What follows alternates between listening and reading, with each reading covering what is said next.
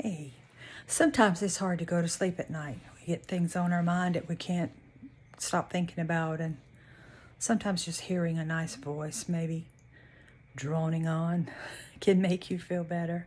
When we're little, our parents would read us a story and would fall asleep sometimes. So why wouldn't that work for us now? So I have a story I'm going to read to you. It's not very long, but maybe it will be enough to help you get sleepy and fall asleep. So here we go. It's called The Moonlit Garden. In a quiet village nestled between rolling hills, there was a secret garden that only appeared after midnight. No one quite knew where it was during the day, but as soon as the moonlight touched the earth, the garden would shimmer into view. Lila, a gentle soul who worked in the village library, had heard whispers about this enchanted place. They said that only those with kind hearts and tired souls could find it, and Lila fit the description perfectly.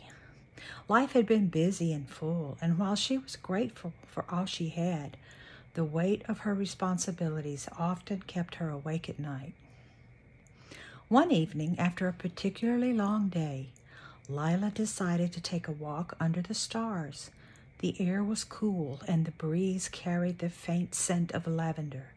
She wandered farther than usual, feeling the gentle tug of something unknown, leading her to a path she had never noticed before. The moon was full, casting its glow on everything around her. And then, just as she rounded a bend, she saw it.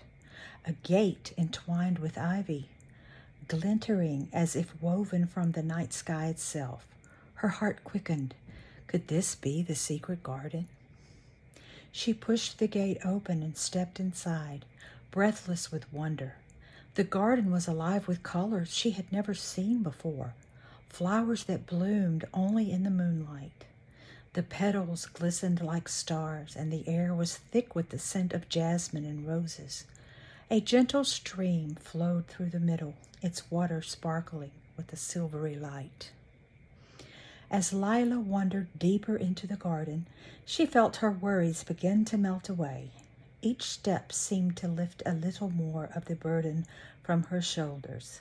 She found a small bench under the stream and sat down, closing her eyes and letting the serenity of the place wash over her.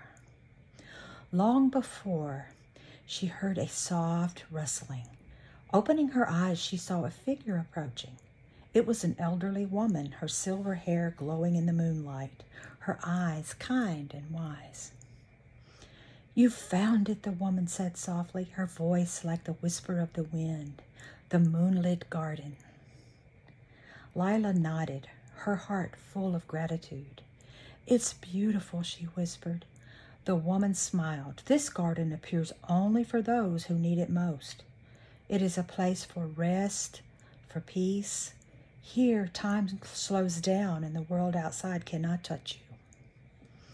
Lila felt a tear slip down her cheek, not from sadness, but from the overwhelming sense of calm she had settled within her.